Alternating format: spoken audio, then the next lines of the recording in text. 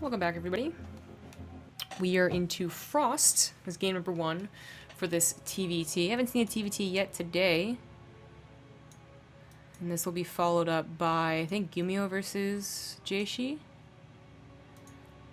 That'd be the last match.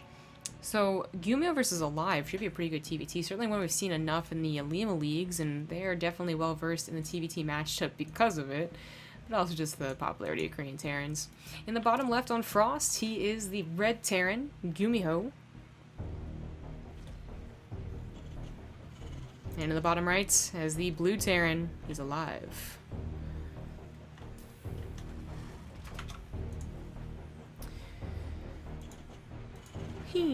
Well, Frost's a pretty large map, but we could still definitely see one base builds. Of course, it's going to be more common to see one racks expands, but we've even been seeing more popular 2 racks and 3 racks Reapers against Zerg, against Terran on this map, just because it's so surprising, you know? Like, this is the one map you think you're safe from that type of shit, and then it just happens anyway.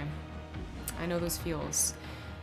These guys are so, like, I mean, they're so good at TvT, they know each other so well at this point. I'm pretty sure they talk to each other on more than just the fact that they play in the Lima League. That to think you're going to win with a 3x Reaper, it just happens in TvT. It probably will happen if they played like 9 TvTs today. But it's also kind of, I think, just more like, well, I don't think I'm going to like straight up win with 3x build. And as powerful as a 3x build is on ladder, in pro games, unless it's proxy, it doesn't usually end the game immediately. I didn't get to see what the other maps were when they got to choose them, but we can check after to see if there's any possibility of 2 racks, not 3 racks. Well, 1 racks expanded is for both of them. Still no scouting, because again, like, it's so unlikely that you're gonna have to scout anything important without or before the Reaper. They just, you know, you don't have to bother. I do like scouting on 4-player maps with an SCV, just so that Reaper doesn't literally waste time going up here, then over here, and then it finally finds out, because if it takes that long, then it might not get a scout at all. So that's the one upside to scouting with an SCV, even when you know you're the Reaper is going to be able to scout, ideally, whatever you need, just as like a little bit of extra insurance. Not literally paying for insurance. Anyway, the Reapers, funnily enough, are going to be able to see each other right off the bat. They went left and right, you know, respectively, and GuMiho is the one that takes the bad end of the engagement, so he does have another one already on the way, and as such, aLive might be... Oh, shit. Well, aLive might have been at risk of losing his own Reaper had he been surprised with a second Reaper, but it's going to be just 1 Reaper versus 1. He gets the SCV built in the command center. That's a couple of seconds. That's a pretty big deal. Reaper fight is actually pretty even until it took a grenade to the face. That was definitely aLive's mistake. I don't know what's happening there, but I was gonna say it's pretty even, so, you know, they might have been able to kill each other, basically. Didn't quite work out that way. aLive's now got Hellions on the way. It's so funny, GuMiho went for 2 Reapers, but just by killing that 1 Reaper, aLive should feel so much more confident in his defenses. Again, 2 bases, shouldn't snowball that much, these guys are way too good to let that happen, but even still, like, killing 1 Reaper, you just know you're not gonna have to, you know, blow your command center, which... that'd be pretty bad, but more likely you don't have to lose SCVs your natural, which can happen if they have 2 Reapers, 2 Hellions. Which would have been now. aLive, he might have had to lose 1 or 2 SCVs, but because he went for reactored Hellions, would not have been worried for very long. I was wondering if he was going to go into mech. He's going for Banshees, whereas GuMiho's going to go for a Raven here. Very defensive setup. Cyclone on the way, like, super defensive. This is as safe as you can be. I guess he felt the necessity to be very safe for losing that 1 Reaper, because if there's a second Reaper in here, in fact, it takes on the 4 Hellions pretty nicely, but without it, it really is just like, okay, I got no pushing power, and aLive knows that, so aLive's gonna feel kind of confident to go for more aggressive tactics. It's a possibility they both went for Banshees, and they both would realize that, but the days of Banshees literally killing entire mineral lines is way over. Everyone follows up with a Viking or a Cyclone and saves their scans. Thank you to Diocletian Zerg for the 32-month resub. It's getting very warm in my room because I closed the window. They If you guys missed it earlier, I was talking about the dynamic of how this apartment works, and it's basically like they have heated floors, so the actual temperature in the room is like 80 Fahrenheit, but outside is like 30 Fahrenheit, so you just kind of, you know, cross them, put them together, it makes a somewhat livable situation. And when it blows, it doesn't. Oh well. Next time I'll start, you know, the cast off with shorts. Alright, the double engineering bay on the way. They both get third bases, and the third bases wasn't going to be a surprise. That's a given kind of in TvT, especially on a big map like Frost. But the double engineering bay is a little bit like more. It's like a little bit greedier. GuMiho is actually the one going to go mech here. It's that second factory on the way. The Banshee's going to be able to scout that soon enough. GuMiho has been going mech before too, so it's not too much of a surprise. Banshee gets in here first though. I didn't realize the first Banshee was already out. Second Banshee, I guess he was trying to kind of pair that up, time it out, and that's going to work out really well. 4 SCVs there, no scam means the Banshee gets away. A couple more SCVs over here trying to mass repair. Cyclone Raven is actually enough to deal with it. That's a pretty smart combo right there. It's going to be able to kill it too. Nicely done. That got a little bit too close, but nicely done by GuMiho. Takes control of the middle of the map too. Is on his way to Blue Flame Hellions. He might go ahead and swap the Viking production over to Medevac production. Okay, no, never mind. Because he could go for the mass Hellbats and a couple of drops. And that stuff is brutal. But he does start adding in tanks now, so I don't think that's what he's going to be going for. aLive at this point should recognize. Yeah, he did see the second factory. Should recognize this mech. He should definitely start adding on tag labs to his barracks, which he is. At least one more, and of course with more finishing up, more and more. And he will be prepared composition-wise. Those two goes right there. But it's still kind of scary when you deal with mass Hellions. Even if it's not going to be the mass Blue Flame Hellbat drops, there's still a lot of Blue Flame Hellions, and you were relying on Marines first and foremost. It's actually kind of interesting that he got 2 tanks already, because sometimes those things don't come out for quite some time. But the Hellions managed to get 7 more SCV kills. I think the Banshee was also coupled with that. 8 more SCV kills. This is actually a great start for aLive, who, I mean, look at that. 60 SCVs to 38 SCVs. GuMiho needs to do damage here. I just don't think he has the means to do so.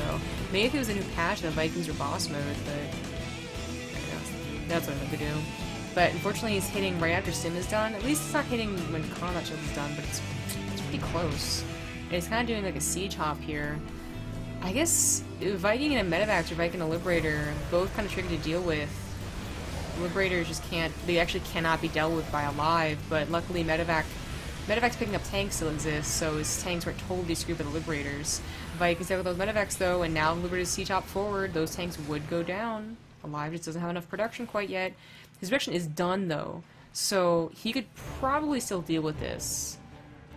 In fact, I'm pretty sure he can, but GuMiho is definitely making more of a game of it than others would. Fire SCVs go down, not too shabby, and GuMiho is starting to catch up on those workers. Upgrades are done for aLive, Sim, Combat Shield's 1-1. He just needs a decent concave, and ideally a way to deal with the Liberators, but he just doesn't have one. He can't really go Vikings right now. He's going to try. Unfortunately, they rally into 4 Vikings. He's going to pull the SCVs, hope that it's enough, hope that numbers beat out the Liberator power, which sometimes happens. You know, mass lings into the Liberators. Liberators don't look that great. SCVs go down, though. Like, a lot of SCVs go down. 19, and maybe a couple of 21. There you go. Liberators go down a couple Marines, but actually manages to save some of his air units. And that has put GuMiho back in the lead for workers. Now, his upgrades starting to fall behind. Yeah, he starts his +1 vehicle and only 1 armory. But that certainly was the damage he needed to do. I mean, aLive, if he had the production just a little bit faster, if he tried to go for the Viking War as well, he actually might not take nearly as much damage. He might still be in like a really dominating position. But the things were the way they were, and actually aLive needs to start catching up himself. And when his Medevac come out, you know, he knows there's not so many Vikings anymore. There's a potential GuMiho remakes the Vikings, but he doesn't know for sure. So we might try and push and prod and poke and drop and all that. But unfortunately, in the attempt, doesn't cover his mineral lines. And oh Jesus, this Blue Flame Hellions, guys, this is going to run really quickly. So GuMiho keeps that advantage there. Now his army isn't very big, but again, it is so powerful. Those Vikings patrolling against the Medevacs. You know, if it's if it's 20 medevacs and you have 4 Vikings killing like one at a time, okay, big deal. But if it's only a limited number of medevacs, and in fact really important medevacs are carrying tanks, then it's absolutely something that aLive is just gonna have to, he's gonna look at that and be like, okay, can I even do anything against it?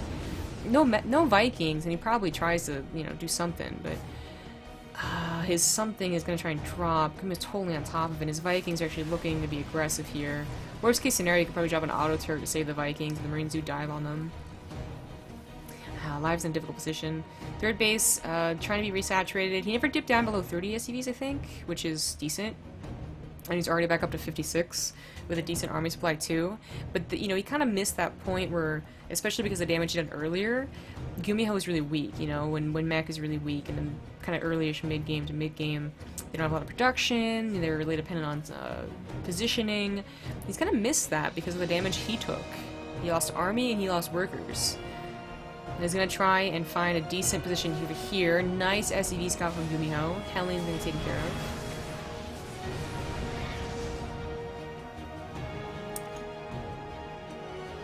A couple of units, I guess. I mean, you know, aLive really wants to have a situation where you can attack at 4 places at once, but I just don't see it happening. Vikings are trying to spawn here. Not a lot of Marines take care of them, so even though the medevacs get fully unloaded, just like, you know, they die anyway. The Marine side too. The Marines take care of the barracks now, I guess, is not that important. GuMiho probably has enough production. Yeah, 5 factories.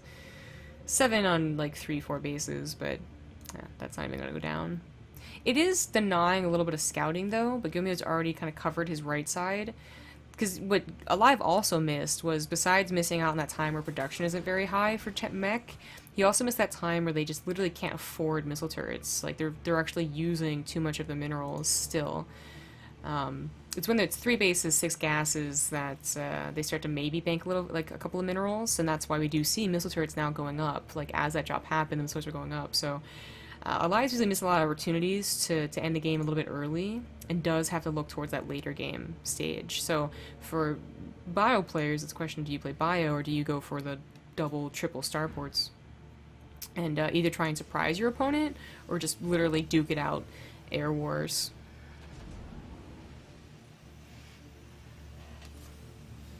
This is such a cute little run-by that totally failed. Tanks are in position. The game really has calmed down. Even the music has calmed down. I mean, despite blow after blow in the SCV lines in the early game, they both have really just calmed down, and, you know, time fixes all wounds type deal, you know? It doesn't matter if you took 50 SCV damage at 5 minutes if you have 20 minutes to make up for it, you know?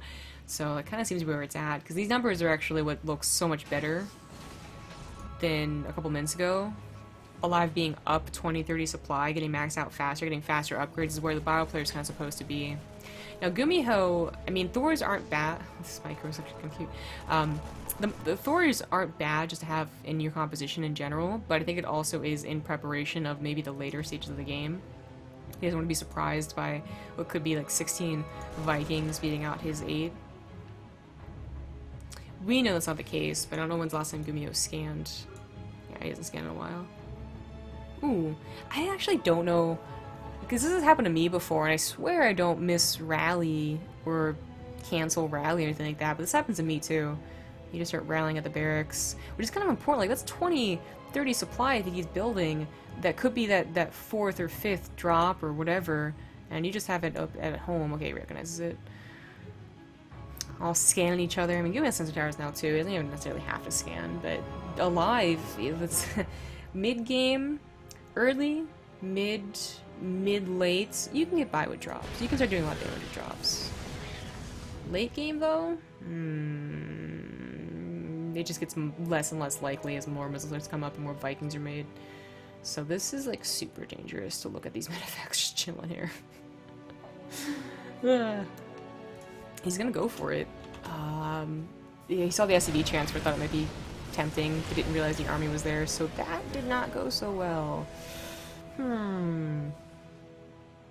Didn't go very well at all. He tries to save what he can, and he is banking enough minerals and gas to make up for that, going on to 4 bases.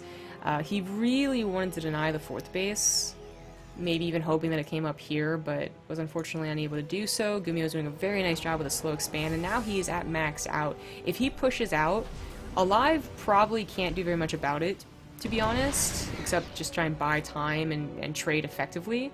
So his transition to more command centers, but also more starports, makes a lot of sense.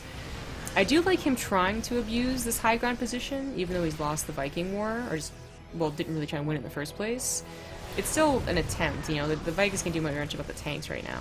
They're sniping the medevacs like hell, though. This support was a little bit weak, so one tank goes down, but not that important. It's going to require a lot more units to actually bust that third base. Hellbat drops on the tanks is cute, and in fact is effective too, which is more important. Kills all the tanks and thus lets GuMiho mine for the fourth base again. Scans going down. aLive just really wants to see if he can find any positions, but he's not just trying to find abusive positions, you know, the holes in GuMiho's defense. He's also trying to give away army at a safe pace so that he can start adding in that air. Because if you just give it all away because you realize you need supply, then they just counterattack and you die. But if you don't, then you only have like 4 Vikings, and what was the point of building all those starports? You know, you're gonna lose the late game. GuMiho's also got like pretty good upgrades for having fallen behind early. He's gonna have 3-2 versus 3-3. This is the tank line that is just it is kind of impossible to stop. So aLive is gonna have to try and just take like the biggest concave, best engagement he possibly can. +3 is not quite done for GuMiho, and it is like a really good concave, like attacking in from a 270-degree angle here.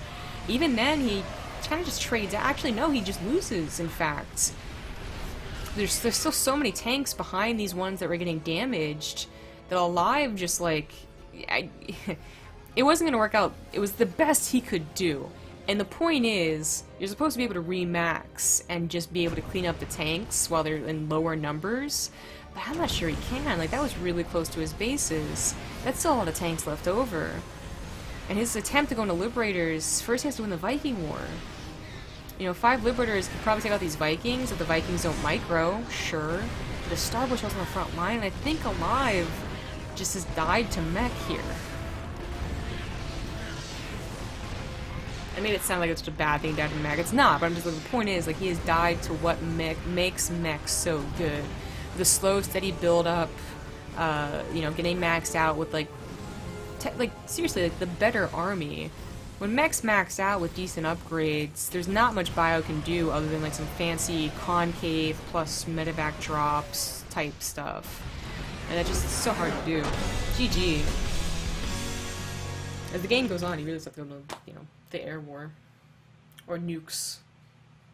I wish people would go nukes. Anywho, that is game number 1, 17 minutes on Frost. GuMiho takes the 1-0 lead. Now, aLive already has a pretty good score. So I think they're actually battling it out for first and second. No, hold on. So the last match is going to be GuMiho versus Jaishi, which I'm just going to... I'm not going to lie, I'm kind of giving to GuMiho, and that's why I'm trying to do the math in my head right now. Because Jaishi's just, like, I think he's just guaranteed out of this. Yeah. Stats, I think, is... Well, GuMiho gets a 2-1, aLive gets a 2-1. I guess it goes to map scores? Interesting. Well, I'll keep a tab on that.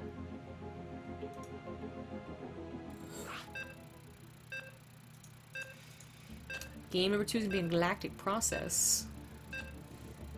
Let's see if GuMiho goes for mech again. Or maybe something a little bit cheesy a little bit earlier. In fact, aLive may be thinking, like, God, I don't want to deal with mech again, for the love of God. Goes for something a little bit cheesier.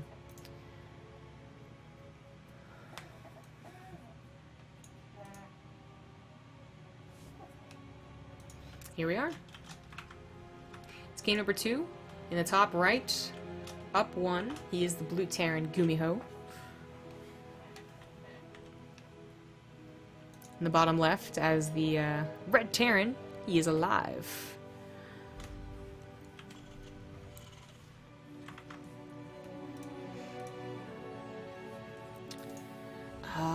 Yeah, I saw the SV, but nope, it's just a supply depot. So no, like, proxy shenanigans here, which is totally fine. But I think the question for aLive is, does GuMiho go mech again? GuMiho's like he's not just been going mech because the map has been opportune, but because he just likes mech, and he's like pretty good with it, right? The mech god. So Galactic Process, I mean, it's easy 3 bases, 4 base, easy, 5th base, kind of easy. And of course there's a lot of chokes. I could definitely see him going mech here. There's also some dead space, I guess, for like the bio drops to happen, but I'm actually kind of thinking that GuMiho's going to go mech. So far it is a 1x expand versus what is going to be a 1 base build. Got that second gas already on the way for GuMiho. So he is the one that's going to be aggressive a little bit earlier.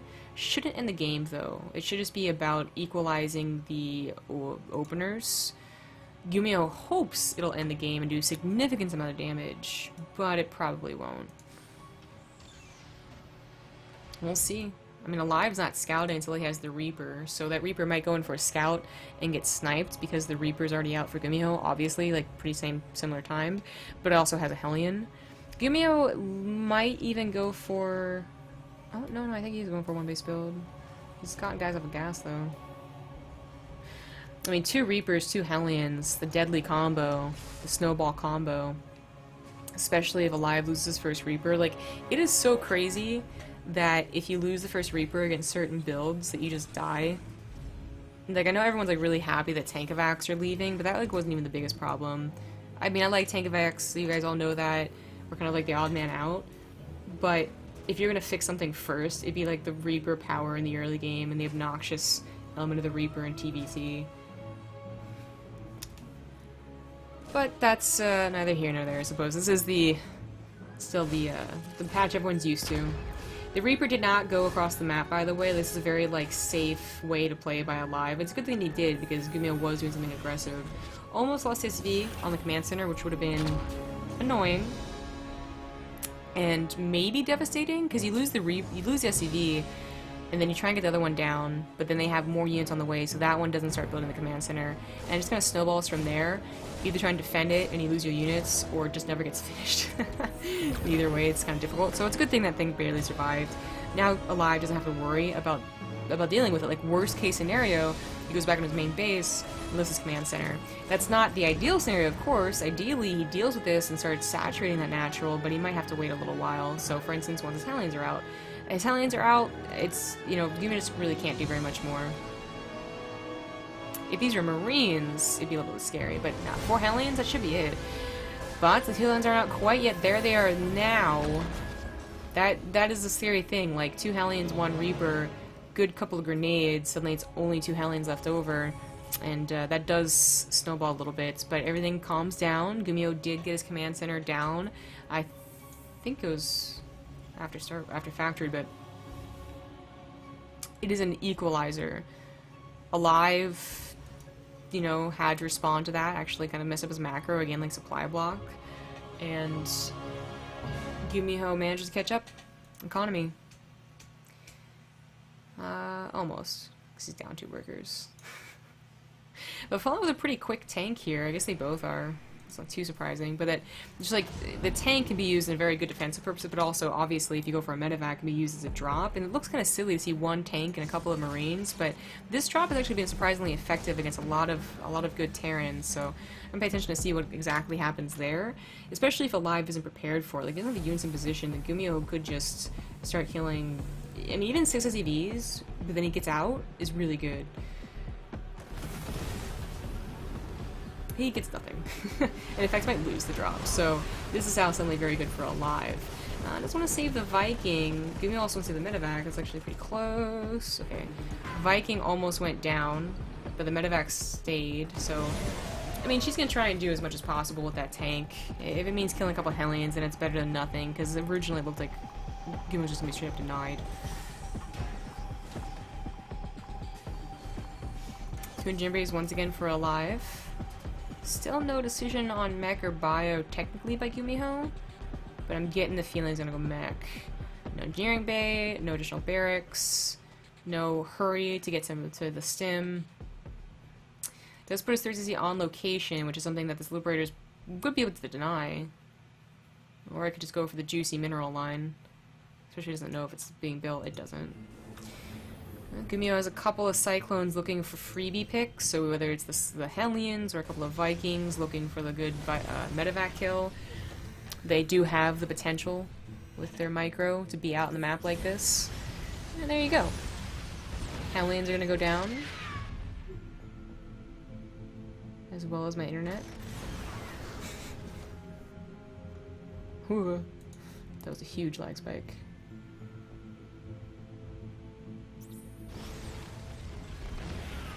I do wonder.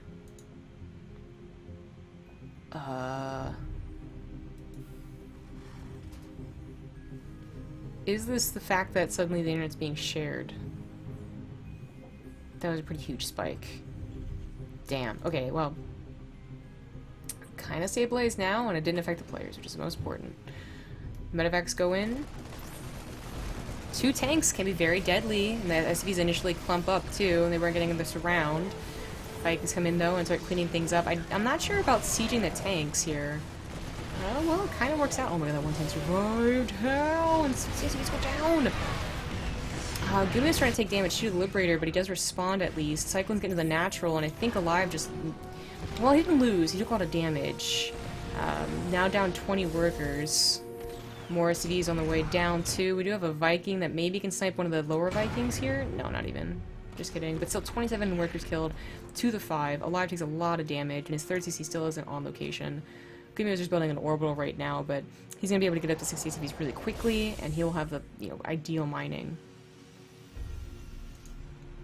Though, oh my god. Wow, look how low those workers are. Like, a Banshee came in here, she would just slaughter them all. Oh my god. aLive takes that damage early on. By the way, GuMiho did not go mech. He did end up going for that stim. And he did go for double engineering bay.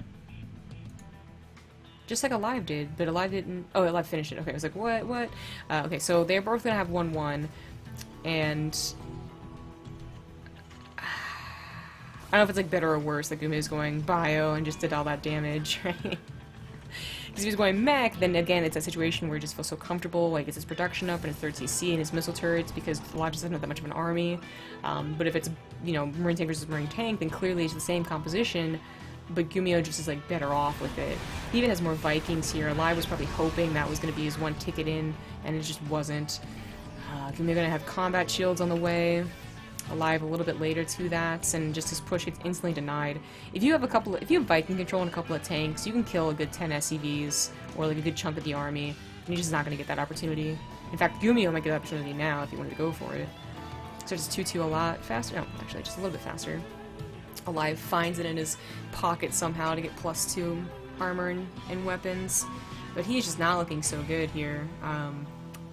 Starting to catch up on the SCVs because they're based on location now, but his income has been less. Now the mules have been dropped, I guess it looks okay. I forgot we had graphs, to be honest, because I wasn't making the lobbies. But, yeah, there you go. GuMiho has had those huge spikes because of all those SCVs killed, and, just off of mining and not mining off of 3 bases. So his army is kind of reflected in that, up 10 army supply with faster combat shields. He hits with combat shields and more supply. This could get deadly. aLive does have defender's advantage. He still has the rocks up, he still has the chokes to abuse, the ramps to defend with, but the Vikings are going to really be instrumental in the defenses and the offense. aLive can try and do what he can with 3 Vikings, but they're clearly going to lose the Viking war. But maybe in a last death throw they can kill one of these medevacs. And if the army's still at that time too, where it's small enough that the micro of the Vikings is totally, it can totally be the reason aLive dies basically if these Vikings are controlled really well. Did just lose one to a couple of Marines, but still winning the war. Combat shields is done for both players now. Second factor on the way for GuMiho. He's gonna have faster, better production, but aLive isn't so far behind. A good engagement, a good defense, and he's back in this.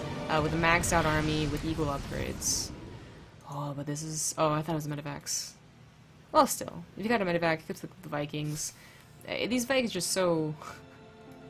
They're really being bosses of the sky. Now, aLive did try and get control back, which is something that GuMiho might not have expected.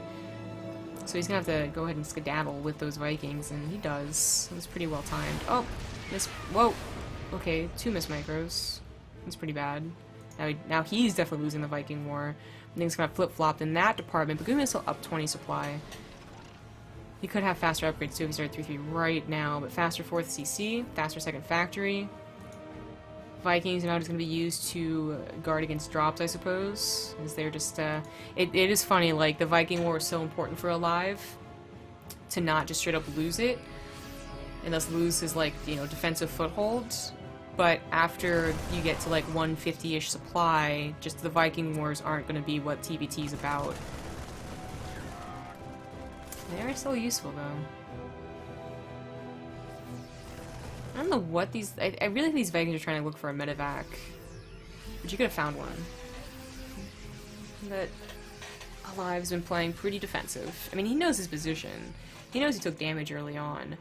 And it is really just for him trying to get to like a maxed out position so you know you can take decent engagements. But he's fallen behind on the 4th base. He has started the upgrades a little bit faster, but right now it is with that 4th base, and he's now down 30 army supply. Still, defensive advantage up a ramp. I still think he's got the potential to max out. I don't think he should be pushing out. Oops, wrong button again. Zoom! Oh, the medevac. Oh, wow, these medevacs actually. Surprising placement for the turrets. I didn't expect them, and clearly GuMiho didn't expect them. They just managed to clean them up, though, and maybe aLive doesn't remember to put those down. A couple of SVs are also going, whoa, that's kind of weird. Not responding to it as quickly as possible means that ASVs go down. But this is less about the SVs being killed. It was really a move for GuMiho to get a good foothold somewhere to actually push into aLive, because this is all... You know, this is damage that isn't really going to affect the outcome of the game. It keeps aLive down, you know, he's been down for a while, but he still has the potential to get maxed out, even after losing 8 SCVs. And I guess the 4th command center was stalled out. Oh. This isn't really a drop, but just Marine run by. Could get the Vikings if they get F2'd, but they're just patrolling for medevacs now, so it just looks like a weird clump of Marines. 3-3 is going to finish up pretty closely timed, so that shouldn't affect the outcome. 30 seconds, and they're being so aggressive, I don't know. Vikings keeping aLive's defensive foothold again, like, pretty strong. Everything combined together, GuMiho's having a very hard time breaking. Even loses a tank and a medevac. Very nice. Unfortunately walks in the sensor tower, so these Marines don't do very much at all. aLive is getting closer to maxed out, but then it becomes a problem of him actually moving out. I mean, this whole game has really been just like, okay, well, aLive can get maxed out. That means he has a chance in this game. He just holds and holds and holds and holds. But okay, once you're maxed out, what then do you do? Do you do like, you're maxed out, you're not trading any army. That means you don't have to have that good of an economy, but it does mean you have to move out eventually. And you're going to be going down a ramp into a concave at that point, so... Even though aLive's done a great job holding and getting maxed out, it's now his complication to try and move out of his base, get to 4th and 5ths. I'm not sure he can do it. I think if he caught GuMiho off guard, like if he broke on these rocks, I think that would probably be a solution. He's trying to dance with the Viking. Oh, wow, actually GuMiho takes the fight. I was gonna say, sniping the Vikings, because GuMiho can replace Marines. You know, like, that's no problem. But the Vikings, you get rid of them once, they're probably not gonna be remade. So now that he got them kind of low, his own Vikings came forward to deal with them. aLive is just stuck. aLive did manage to get a supply lead because so many Marines were sacrificed right there, but GuMiho's replacing them pretty quickly. Aztec auto tracking, building armor, he's really getting all the stops.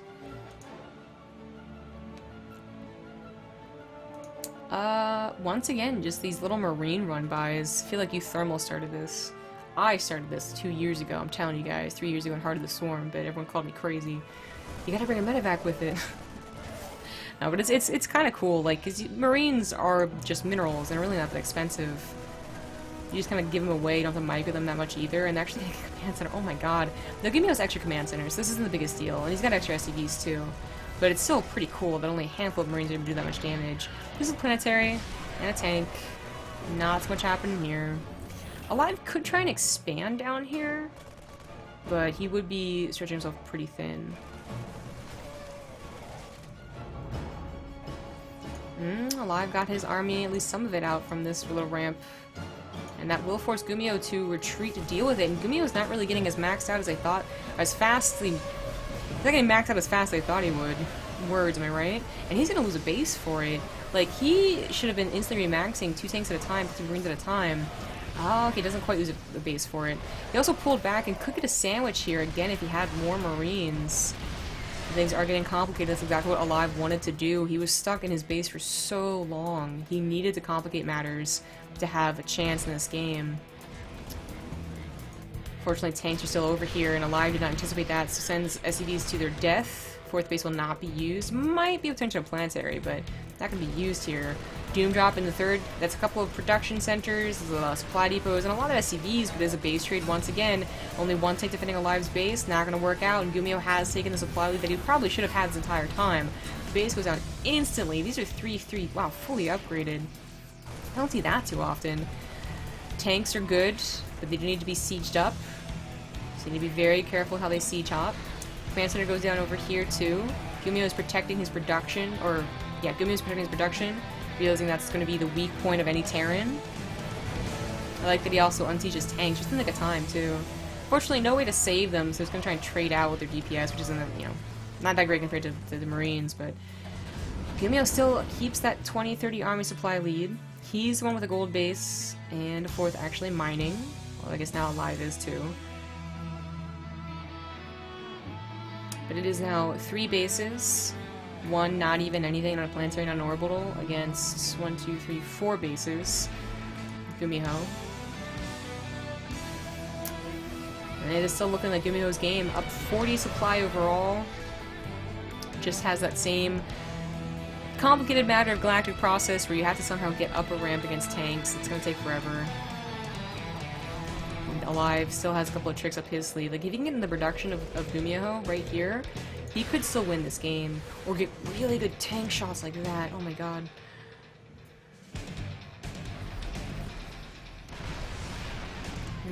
Gotta scan, gotta scan.